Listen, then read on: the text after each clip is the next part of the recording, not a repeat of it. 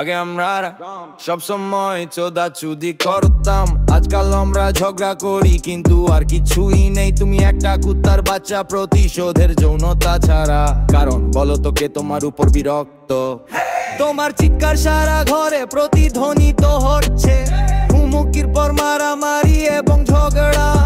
প্রতিবেশীরা ভাবছে কি হচ্ছে, এটা ঠিক যে আমরা বাড়িতে পাগল। একবার আমি দুর্গে ফিরে এসেছিলাম, তুমি জানো স্বাভাবিক, দুধের সাথে ধূমপান।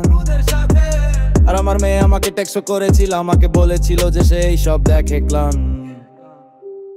প্রথমে আসে আগাছা, দ্বিতীয়বার আর আসে আমার বন্ধুরা। গম্ভীর ভাবে মেয়ে বাহ তুমি যা ইচ্ছা করো। মাঝে মাঝে আমি আমার বন্দুক লুকিয়ে রাখি তোমার কাছ থেকে অন্য ঘরে, ভাবছি তুমি সক্ষম আমার মাথায় গুলি করতে। সোনা আমি জানি না ভেবে,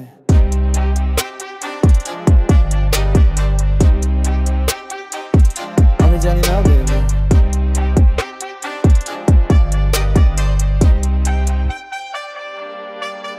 এই নৌকাটি কোথায় যাচ্ছে? এমন নয় যে আমি তোমাকে ভুলে যাই। ক্রিস্টিনা যখন জ্বলছে, কিন্তু তোমাকে বুঝতে হবে সে আমার মেয়ে। সবুজ চোখ বেগুনি চুল, সে আকর্ষণীয়। মাই শোনো মা, আমার নীতি বাক্য শোনো। আমি আগুন, আর যে আগুন নিয়ে খেলে সে পুড়ে যায়।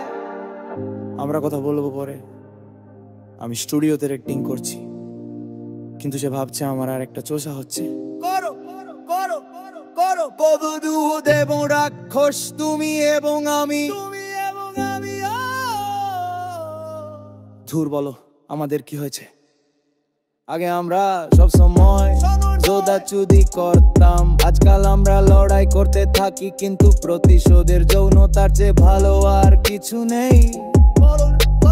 কে তোমার উপর বিরক্ত? তোমার চিৎকার সারা বাড়িতে শোনা যাচ্ছে, হুমকির পর মারা